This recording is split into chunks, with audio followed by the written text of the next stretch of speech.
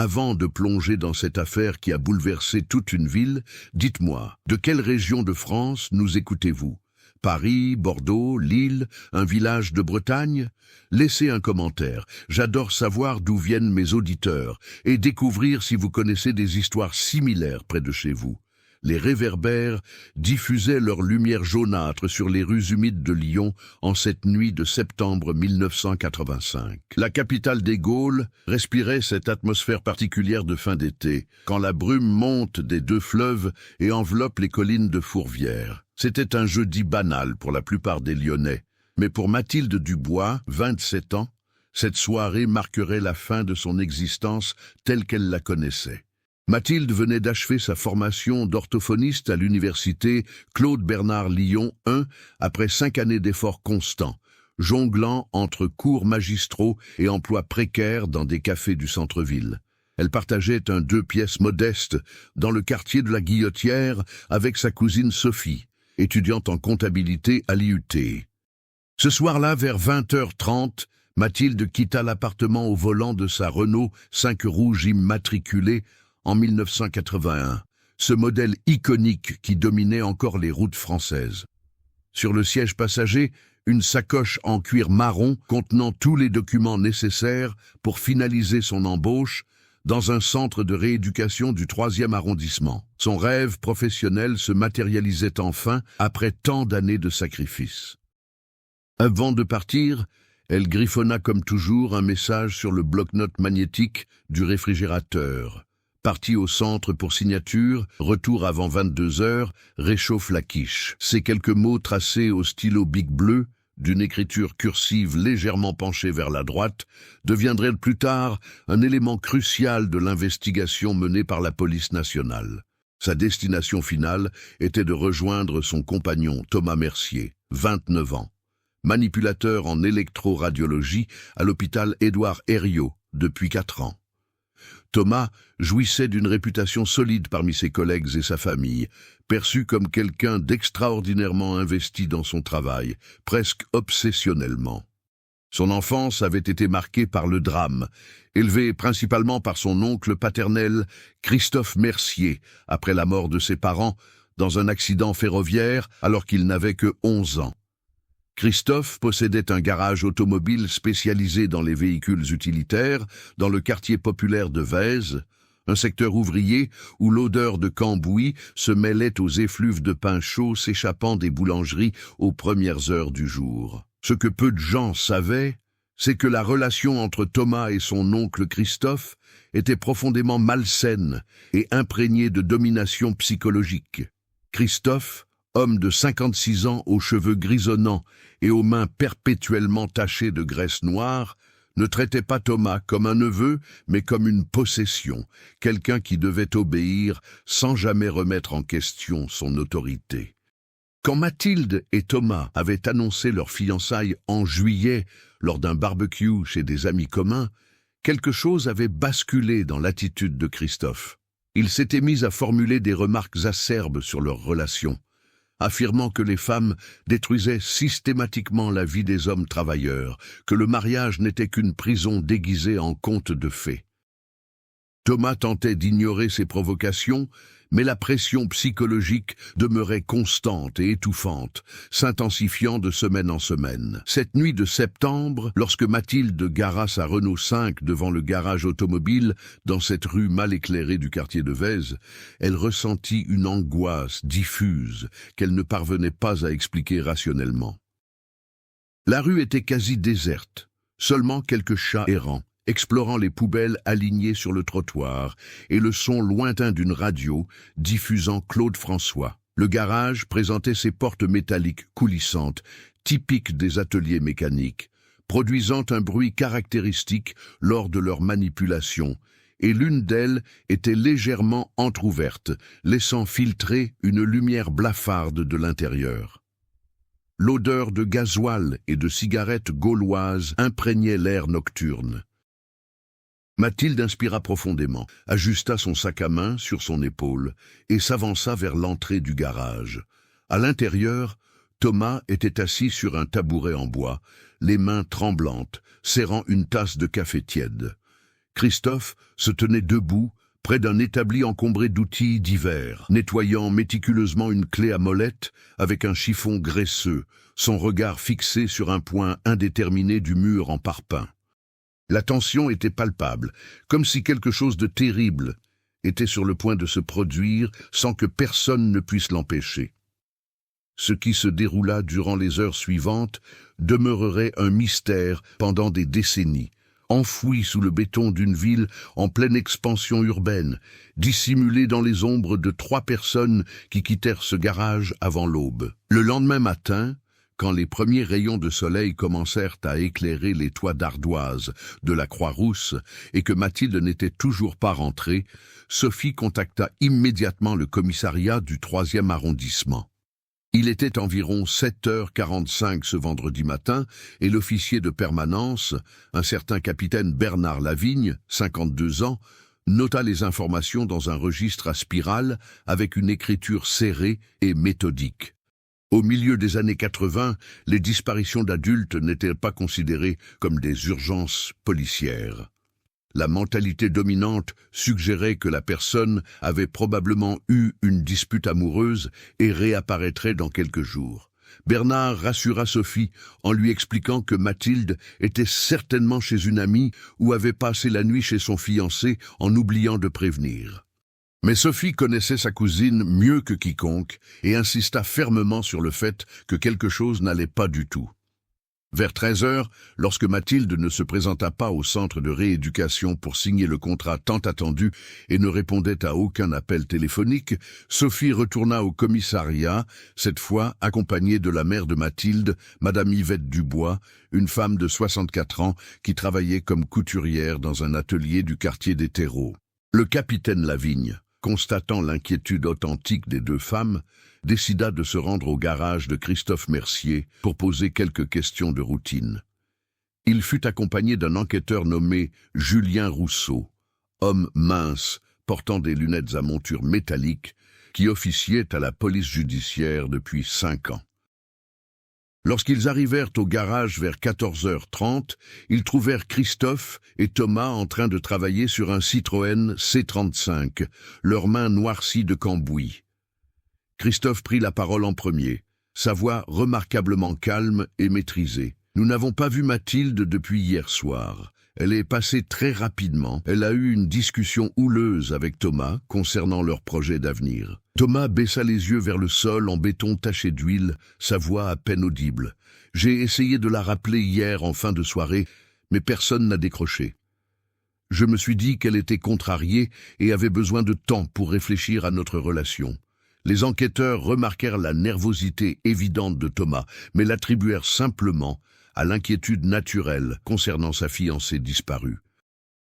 Ils consignèrent sa déclaration sur des formulaires administratifs en 3 exemplaires, utilisant du papier carbone bleu qui laissait des traces d'encre sur leurs doigts. Une voisine du garage, Madame Henriette Blanchard, 68 ans, leur apporta du café dans des tasses dépareillées en porcelaine, ses mains ridées mais stables, versant le liquide fumant d'une cafetière émaillée. « C'est vraiment terrible », murmura-t-elle doucement.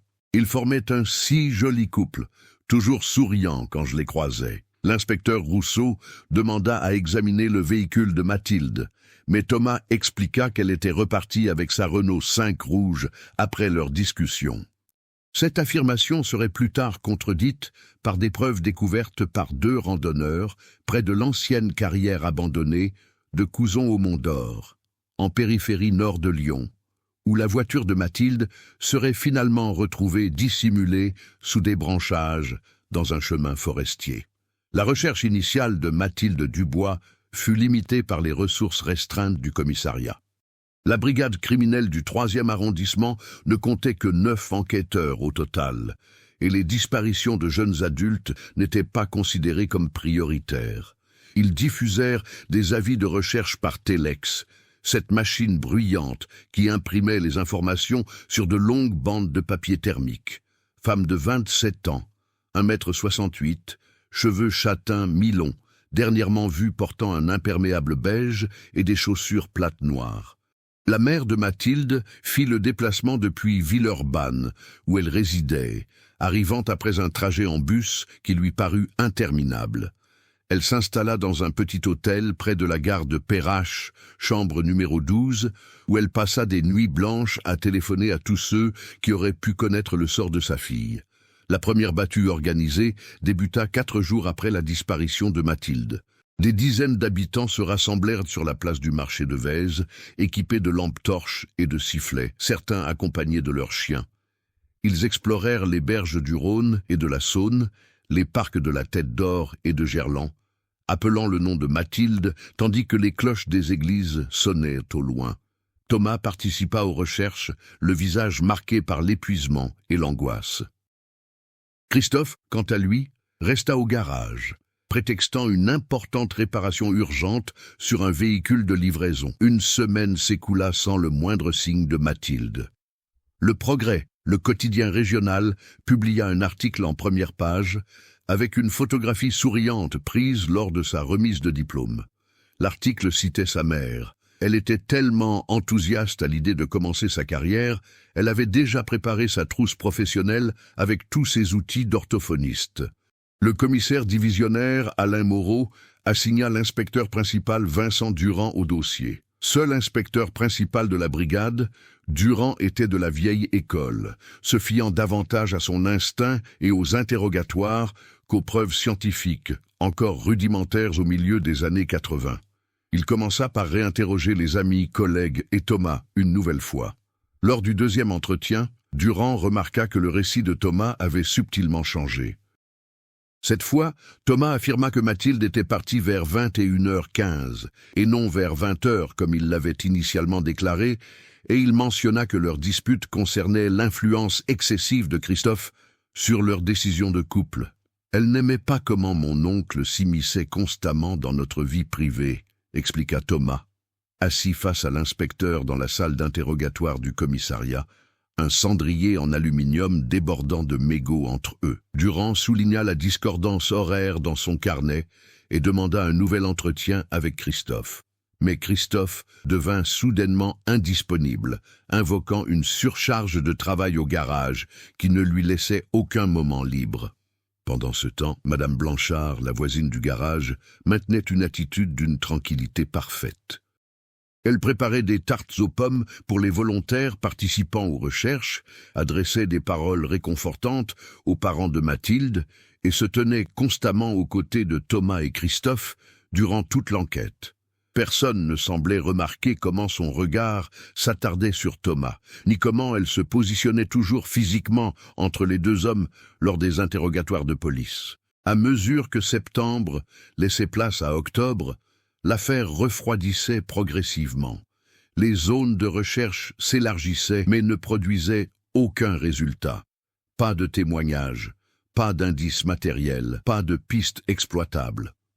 La mère de Mathilde finit par retourner à Villeurbanne, le cœur brisé, laissant derrière elle des affiches de disparition qui jaunissaient et se décollaient sur les poteaux électriques et les vitrines des commerces à travers toute la ville de Lyon. L'inspecteur Durand conserva le dossier sur son bureau pendant plusieurs semaines. Une chemise cartonnée beige, remplie de notes manuscrites, de photographies et de chronologies, mais sans corps ni preuve formelle d'un acte criminel, ses marges de manœuvre demeuraient inexistantes.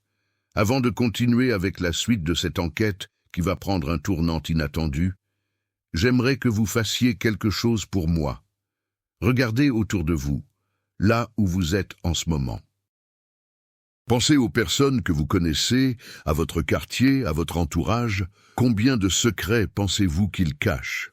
Écrivez dans les commentaires si vous avez déjà ressenti cette sensation étrange qu'une personne de votre entourage n'était pas celle qu'elle prétendait être. Ce n'est pas morbide, c'est humain. Et si cette histoire vous captive autant qu'elle m'a captivé en la recherchant, abonnez-vous à la chaîne, maintenant. Parce que ce que vous allez découvrir dans la suite va complètement changer votre perception de cette affaire. À Thanksgiving, célébration qui n'existait pas vraiment en France, mais coïncidait avec les préparatifs de fin d'année, le dossier fut rangé dans un tiroir métallique des archives.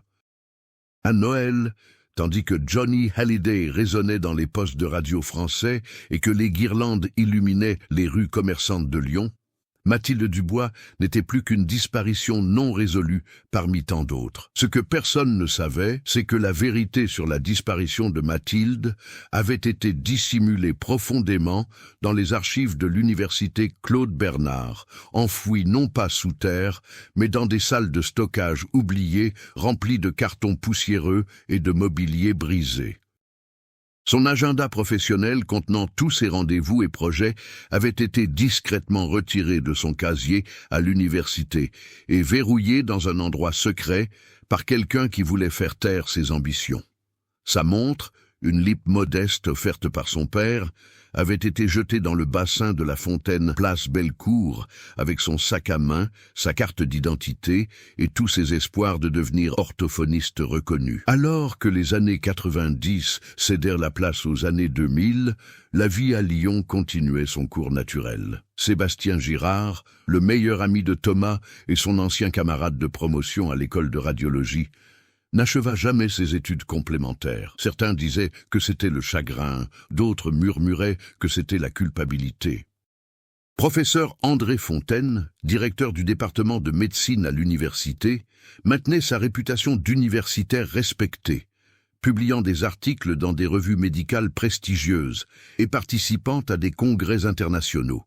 Son épouse, Marguerite, bibliothécaire en chef à l'université, poursuivait son travail discret de catalogage d'ouvrages et d'accueil des étudiants avec un sourire chaleureux. À travers le boom d'Internet, la panique de l'an 2000 et la tragédie du 11 septembre 2001, Lyon prospérait.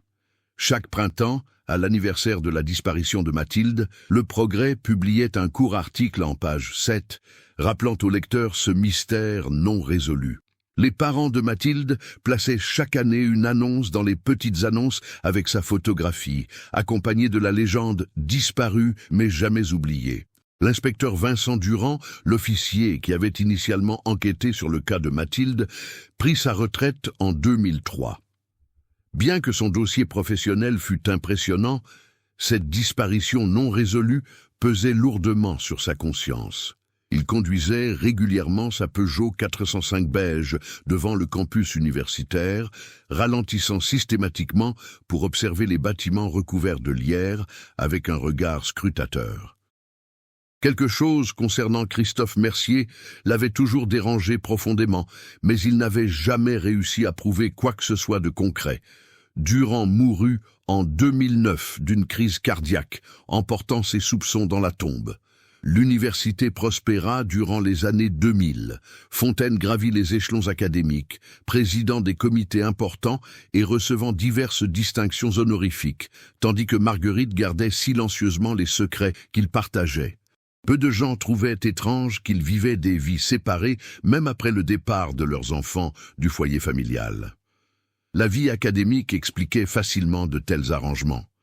Du moins, c'est ce que les gens pensaient. Ce que personne ne réalisait, c'était l'équilibre rigide de domination et de soumission qui structurait leur mariage, une relation entièrement construite autour du contrôle psychologique. En 2012, alors que les réseaux sociaux explosaient et que les smartphones devenaient omniprésents, la mère de Mathilde succomba à une longue maladie sans jamais apprendre la vérité sur sa fille. Son père continua d'envoyer des lettres annuelles à l'administration de l'université, rédigées d'une écriture soignée sur du papier à lettres crème, demandant invariablement des nouvelles de l'enquête. Les réponses devenaient de plus en plus brèves et froides, signées par du personnel qui n'était même pas employé lors de la disparition de Mathilde. Vers le milieu des années 2010, le dossier d'enquête étiqueté Dubois-Mathilde 1985, écrit au marqueur noir épais, fut relégué dans une salle souterraine sous le nouveau commissariat central. La poussière s'accumulait sur le carton, tandis que de nouvelles affaires éclipsaient les anciennes. Pendant ce temps, la santé de Christophe commença à décliner dans sa soixantaine avancée. Il nécessitait des médicaments pour une pathologie cardiaque chronique, mais il maintenait fermement son influence sur Thomas et son entourage. Sébastien, désormais dans la quarantaine avancée, s'était complètement replié sur lui-même, dépendant psychologiquement de Christophe et de Marguerite, les seules personnes qui connaissaient vraiment ce qui s'était passé dans ce garage tant d'années auparavant. Marguerite, endurcie par l'âge et les décennies de silence, gardait le secret le plus sombre de tous. Dissimulée dans un tiroir verrouillé de son bureau à la bibliothèque universitaire, se trouvait une boîte à chaussures contenant des objets qu'elle n'avait jamais détruits. La montre Lippe de Mathilde, une photographie fanée et une lettre manuscrite de Sébastien, rédigée dans un moment de désespoir absolu.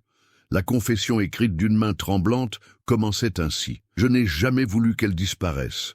Christophe a dit que c'était nécessaire pour protéger notre avenir. Je ne savais pas que cela irait aussi loin. » Le papier portait des traces où des larmes étaient tombées. L'encre bleue s'était diluée par endroits. Marguerite conservait ces éléments comme moyen de pression, assurant son contrôle sur les deux hommes. La vérité sur Lyon aurait pu rester enterrée éternellement si ce n'était pour deux événements complètement indépendants.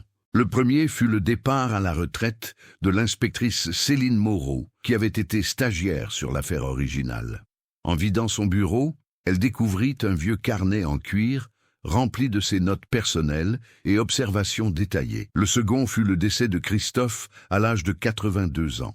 Sa mort perturba l'équilibre fragile qui existait, laissant Marguerite et Sébastien exposés et vulnérables.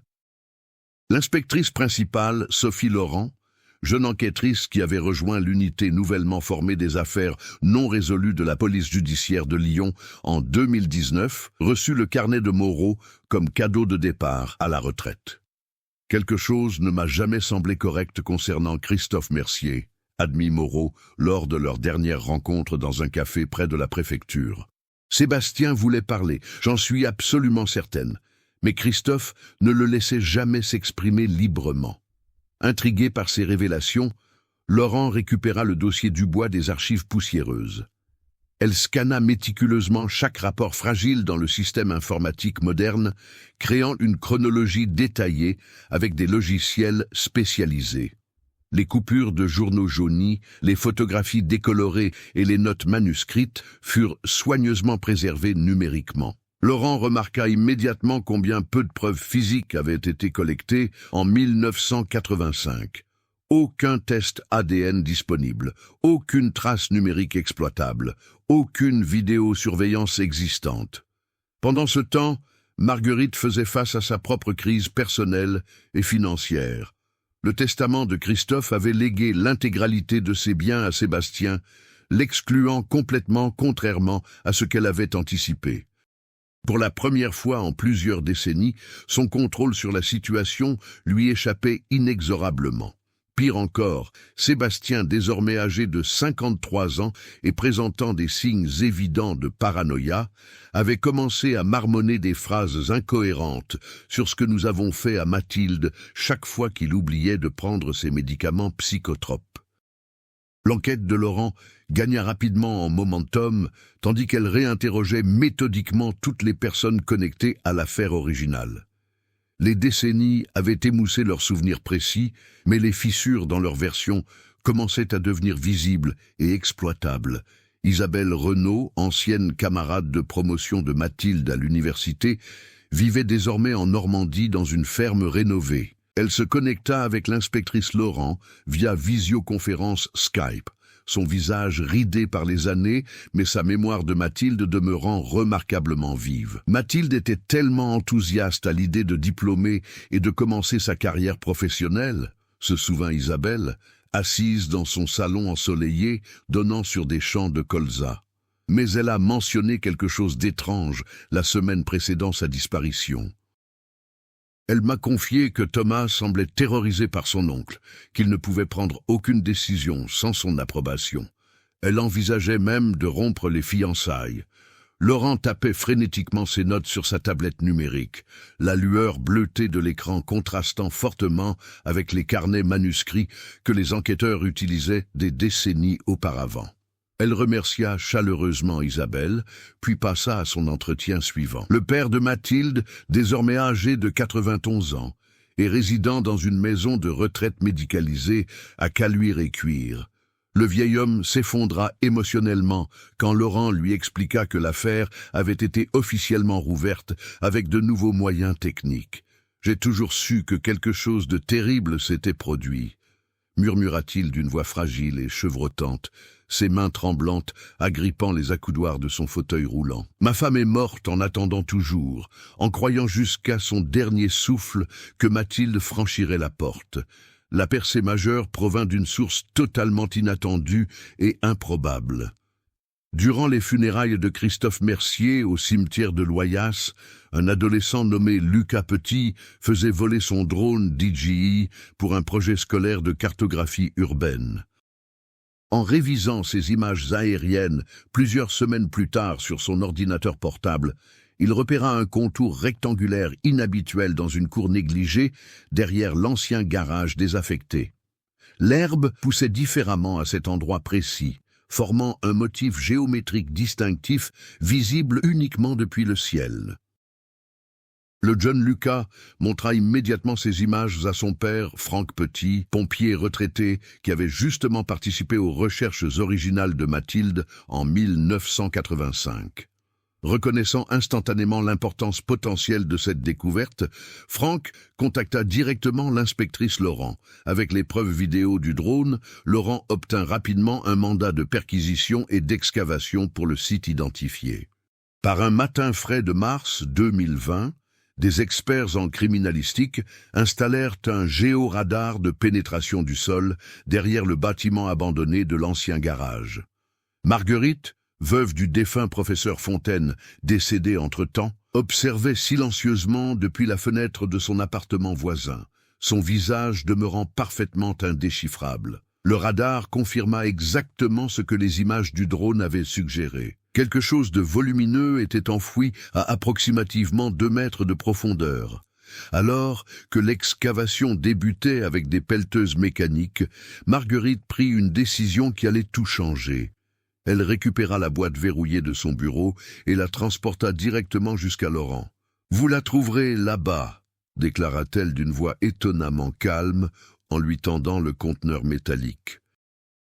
Cela n'aurait jamais dû aller aussi loin, nous n'avions pas prévu que les choses se termineraient ainsi. À l'intérieur de la boîte, Laurent découvrit la montre LIP de Mathilde, parfaitement préservée malgré les décennies. 1 mois après le procès qui captiva toute la France, Mathilde Dubois fut finalement inhumée au cimetière de la Guillotière.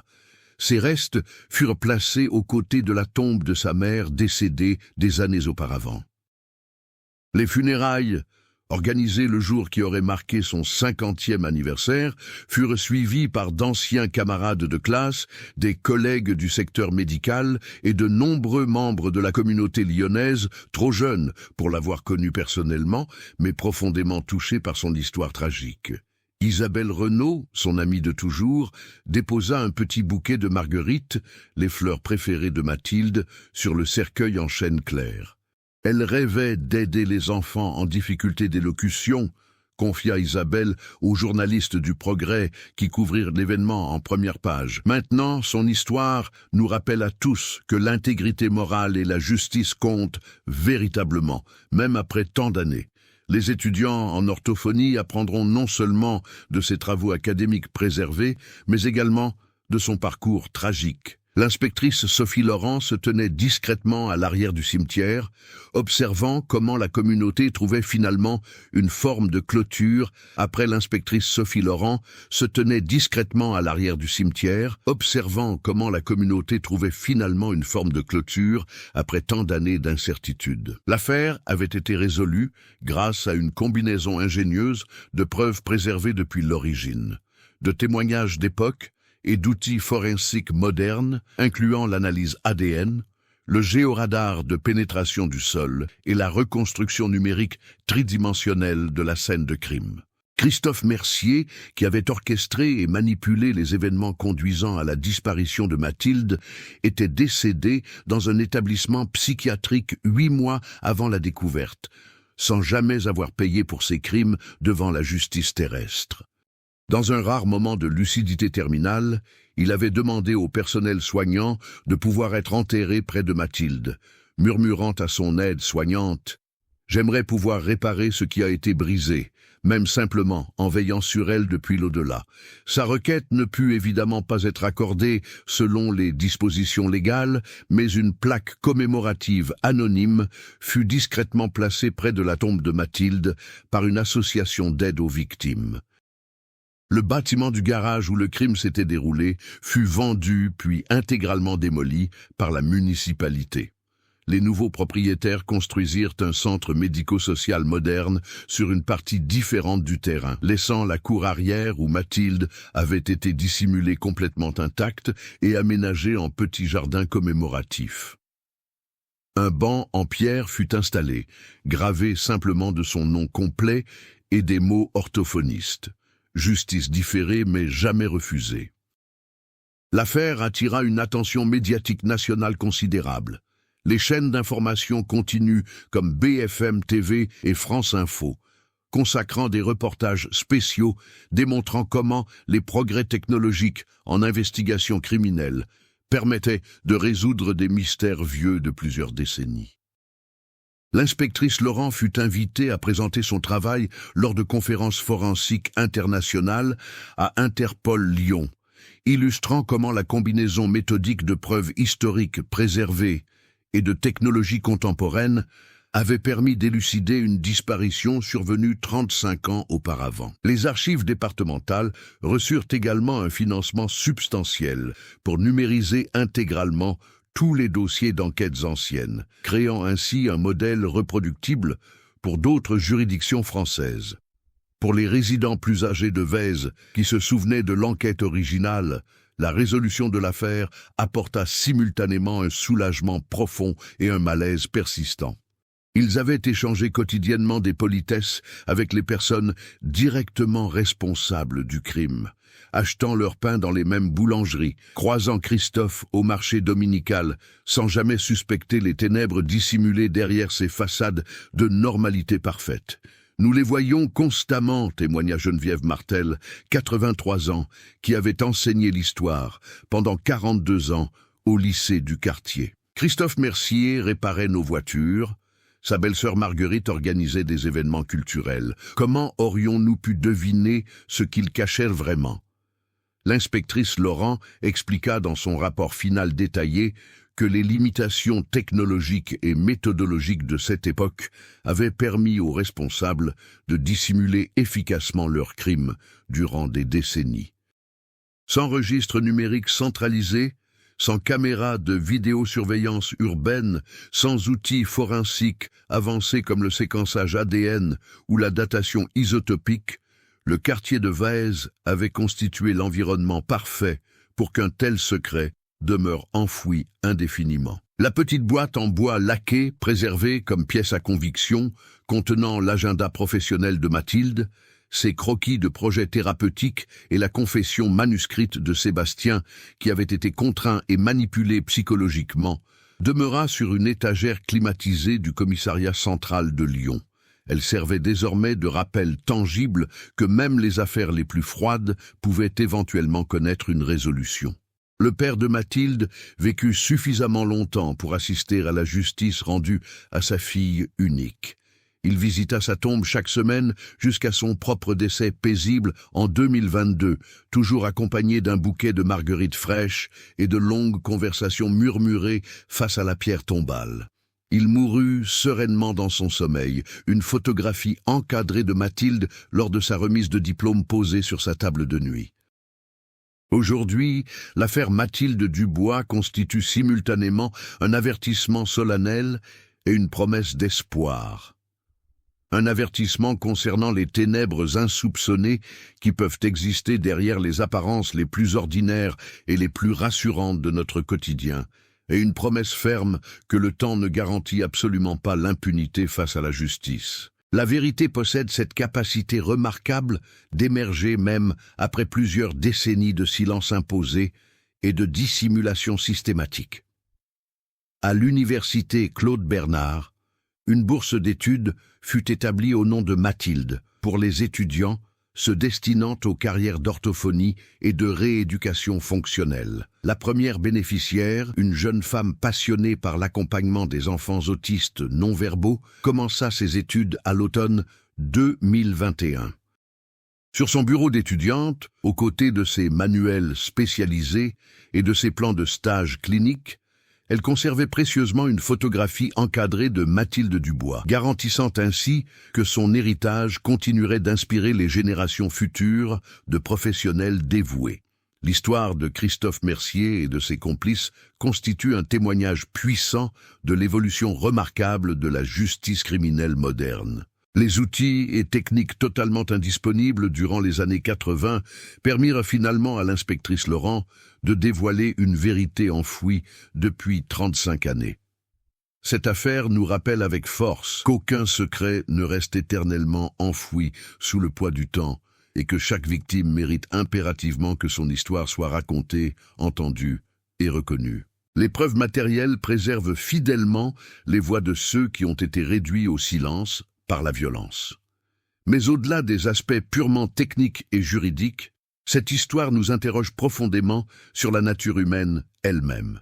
Comment des individus apparemment normaux peuvent-ils commettre de tels actes? Comment une communauté entière peut-elle coexister pendant des décennies avec des criminels sans jamais percevoir la moindre anomalie comportementale? Ces questions dérangeantes n'ont pas de réponse simples ou définitives. Les psychologues criminels qui analysèrent l'affaire Dubois identifièrent plusieurs facteurs explicatifs convergents.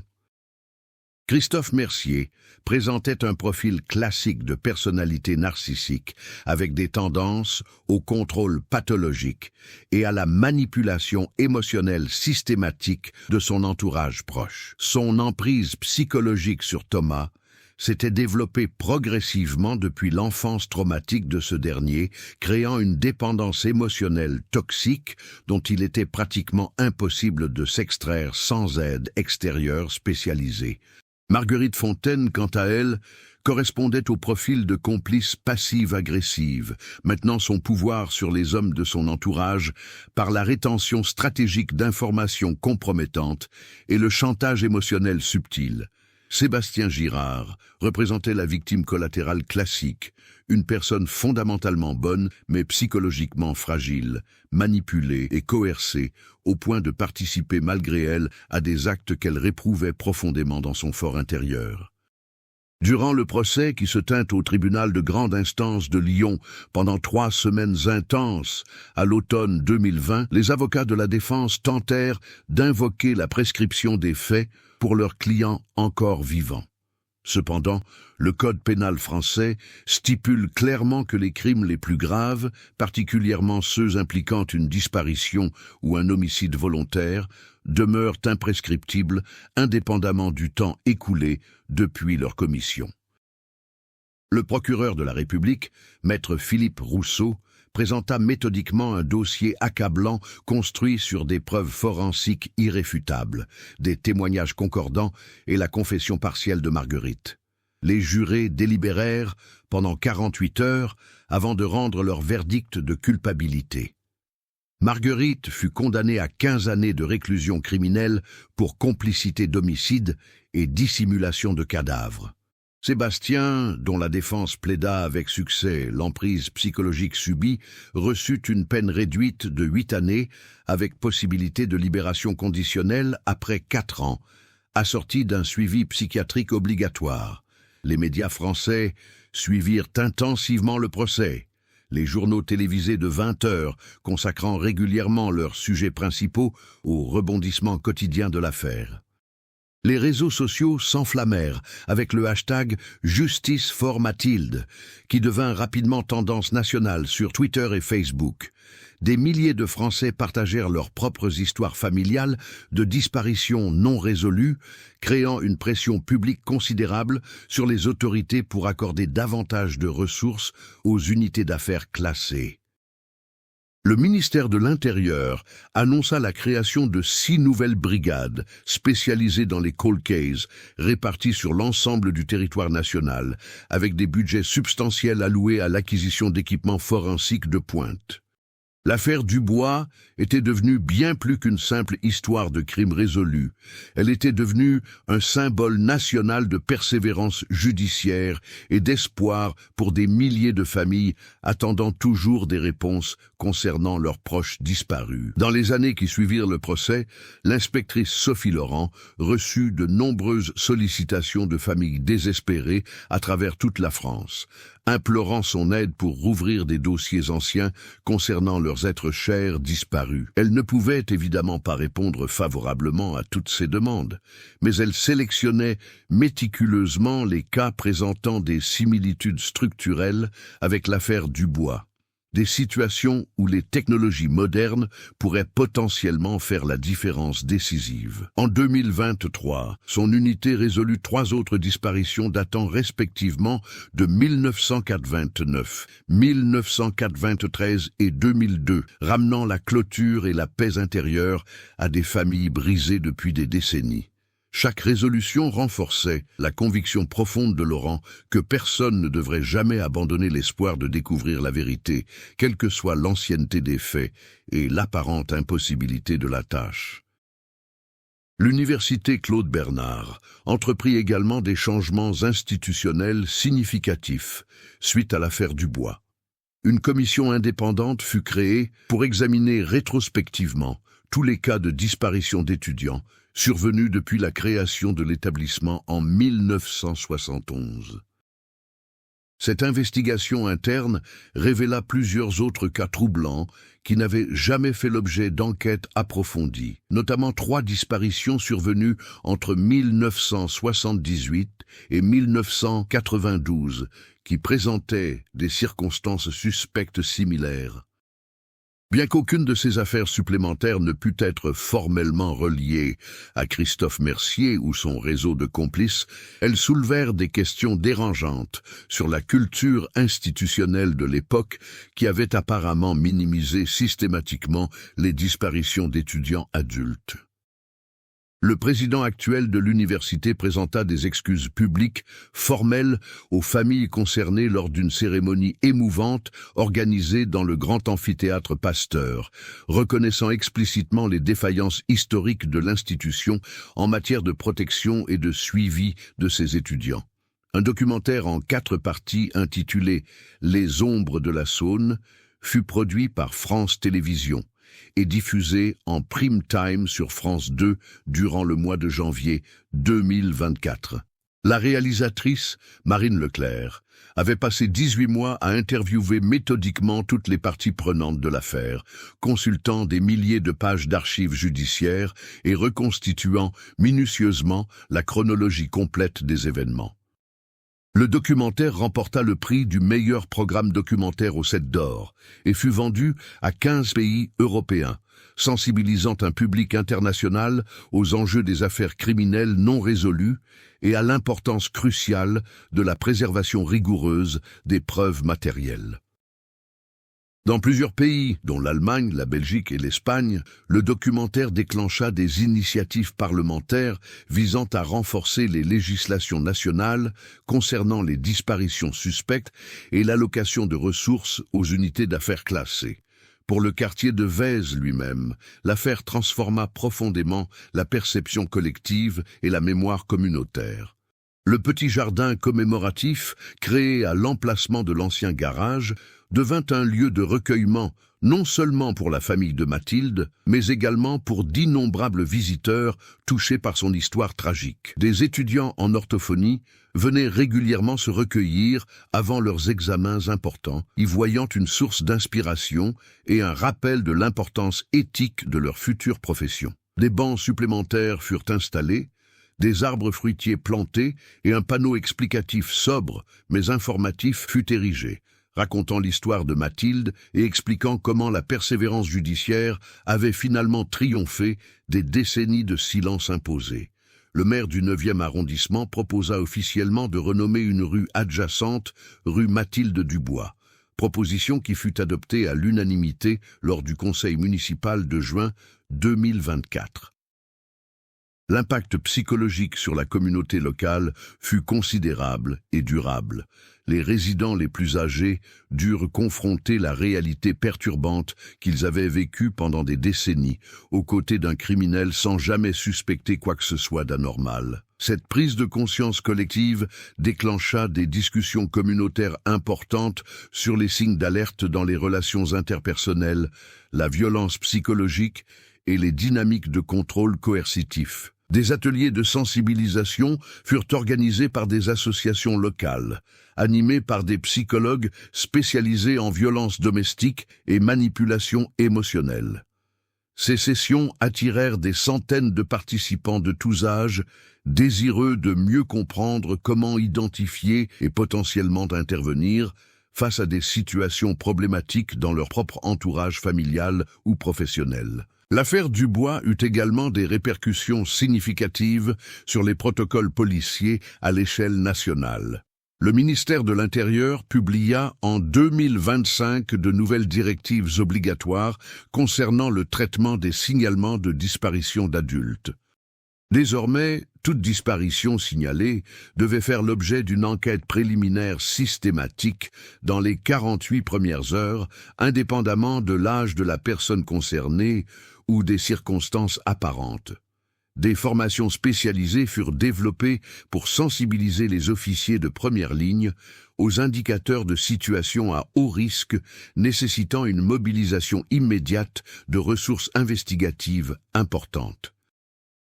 Un système informatique centralisé national fut déployé, permettant le croisement automatique des signalements de disparition avec d'autres bases de données criminelles, médico-légales et administratives. Ces réformes substantielles, directement inspirées par les leçons tirées de l'affaire Dubois, contribuèrent à l'élucidation rapide de plusieurs autres disparitions suspectes au cours des années suivantes. Sur le plan académique, l'affaire devint rapidement un cas d'étude incontournable dans les programmes de formation des futurs enquêteurs criminels, criminologues et médecins légistes à travers toute la France. L'École nationale supérieure de la police à Saint-Cyr-au-Mont-d'Or intégra une analyse détaillée du dossier Dubois dans son curriculum obligatoire, l'utilisant pour illustrer l'importance cruciale de la préservation méticuleuse des preuves, de la documentation exhaustive des scènes de crime et de la persévérance investigative face à des obstacles apparemment insurmontables. Des étudiants en master de criminologie des universités de Paris, Toulouse et Bordeaux consacrèrent des mémoires de recherche approfondies aux aspects psychologiques, sociologiques et méthodologiques de l'affaire, contribuant ainsi à enrichir la littérature académique française sur les cold cases et leur résolution. Alors que nous arrivons au terme de cette histoire extraordinaire qui a marqué profondément la ville de Lyon et bien au-delà, prenons un moment pour réfléchir ensemble à ce que cette affaire nous enseigne véritablement. L'histoire de Mathilde Dubois n'est pas simplement le récit d'un crime résolu après des décennies d'oubli, c'est fondamentalement une histoire sur la résilience humaine, sur la persévérance face à l'adversité et sur cette vérité inaltérable que la justice, bien que parfois terriblement lente, finit invariablement par s'imposer.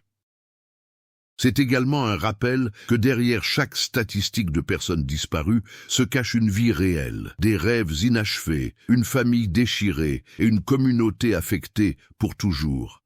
Les années qui suivirent le procès virent une transformation remarquable de la façon dont la société française appréhende les disparitions et les affaires criminelles non résolues. Le père de Mathilde, avant son décès paisible en 2022, eut l'opportunité de témoigner devant une commission parlementaire spéciale consacrée aux réformes du système judiciaire concernant les cold cases. Son témoignage poignant, diffusé intégralement par LCP Assemblée nationale, toucha profondément les députés présents et contribua directement à l'adoption de la loi Dubois en 2023. Législation révolutionnaire allouant 100 millions d'euros sur 5 ans au financement des unités spécialisées dans les affaires anciennes non résolues. Cette loi stipulait également la création d'une base de données génétiques rétroactives, obligatoire, permettant de comparer l'ADN collecté sur d'anciennes scènes de crime avec les profils génétiques de personnes condamnées ultérieurement pour d'autres infractions. L'inspectrice Sophie Laurent, désormais promue commandant de police, continua sa mission avec une détermination inébranlable. En 2026, elle fut nommée directrice nationale de la nouvelle division des affaires criminelles non résolues, supervisant une équipe de 92 enquêteurs spécialisés répartis dans les principales agglomérations françaises. Sous sa direction éclairée, le taux de résolution des cold cases français passa de 8% à 27% en seulement 3 années. Un bond statistique remarquable qui plaça la France parmi les pays européens les plus performants dans ce domaine spécifique. Laurent publia également un ouvrage de référence intitulé « Quand le passé rattrape le présent, résoudre les énigmes criminelles du temps », qui devint rapidement un best-seller national et fut traduit en 17 langues. Dans cet ouvrage méticuleux, elle détaillait non seulement l'affaire Dubois, mais également 15 autres cas remarquables résolus grâce aux technologies forensiques modernes appliquées à des preuves historiques patiemment préservées. Le jardin commémoratif de Vèze évolua progressivement en un véritable lieu de mémoire vivant et dynamique. En 2027, une fondation caritative fut créée sous le nom Fondation Mathilde Dubois pour la recherche des personnes disparues. Cette organisation à but non lucratif, financée par des dons privés et des subventions publiques, offrait un soutien juridique, psychologique et financier gratuit aux familles confrontées à la disparition d'un proche. Elle finançait également des bourses de recherche en criminalistique forensique et organisait des colloques internationaux annuels réunissant enquêteurs, scientifiques, magistrats et familles de victimes. La première présidente de cette fondation fut Isabelle Renaud, l'amie d'enfance de Mathilde, qui consacra ses années de retraite anticipée à perpétuer la mémoire de son amie disparue et à aider concrètement d'autres familles traversant des épreuves similaires. Pour les professionnels de la justice et de l'investigation criminelle, l'affaire Dubois représente un tournant méthodologique fondamental. Elle démontra de manière éclatante que la résolution d'affaires anciennes ne repose pas uniquement sur les prouesses technologiques, aussi impressionnantes soient-elles, mais également sur des qualités humaines intemporelles comme la persévérance, l'intuition investigative, la minutie documentaire et le refus catégorique d'abandonner même face à des obstacles apparemment insurmontables. L'inspectrice originale Céline Moreau, dont le carnet de notes personnelles avait déclenché la réouverture du dossier, fut honorée à titre posthume en 2028 par la médaille d'honneur de la police nationale pour son travail précurseur. Sa famille accepta la distinction lors d'une cérémonie émouvante au ministère de l'Intérieur, où le ministre salua explicitement son professionnalisme exemplaire et sa prescience remarquable concernant les zones d'ombre de l'enquête originale. Aujourd'hui, en 2029, l'héritage de Mathilde Dubois continue de rayonner bien au-delà des frontières de Lyon. Des délégations policières de Belgique, Suisse, Canada et plusieurs pays africains francophones sont venus se former auprès des équipes françaises, étudiant méticuleusement les méthodologies développées suite à cette affaire emblématique. L'Organisation internationale de police criminelle Interpol incorpora plusieurs recommandations issues de l'expérience française dans ses protocoles standards internationaux concernant les personnes disparues et les affaires non résolues. Le cas Dubois figure désormais dans les manuels de référence utilisés par les académies de police dans plus de 40 pays, illustrant parfaitement comment la combinaison judicieuse de rigueur méthodologique traditionnelle et d'innovation technologique peut triompher du temps et du silence imposé. Avant de nous quitter, j'aimerais vous poser une question profondément personnelle. Cette histoire vous a-t-elle touché ? Vous a-t-elle fait réfléchir différemment sur les personnes qui vous entourent quotidiennement? Connaissez-vous quelqu'un dont la disparition n'a jamais été expliquée? Prenez un moment pour partager votre ressenti dans les commentaires ci-dessous. Racontez-nous vos propres histoires, vos réflexions, ce que cette affaire vous a appris sur la nature humaine et sur l'importance de ne jamais abandonner la recherche de vérité. Chaque commentaire compte, chaque témoignage enrichit notre compréhension collective de ces tragédies qui affectent tant de familles à travers le monde. Si cette enquête extraordinaire vous a captivé autant qu'elle m'a fasciné durant mes recherches approfondies, je vous invite chaleureusement à rejoindre notre communauté grandissante en vous abonnant à cette chaîne. Nous ne sommes pas simplement des spectateurs passifs d'histoires criminelles. Nous formons une véritable famille unie par la quête de vérité, de justice et de compréhension des mécanismes complexes qui régissent les comportements humains dans leurs manifestations les plus sombres comme les plus lumineuses. En vous abonnant, vous contribuez directement à faire connaître ces histoires qui méritent d'être racontées, ces victimes qui méritent d'être honorées et ces leçons qui méritent d'être partagées avec le plus grand nombre possible.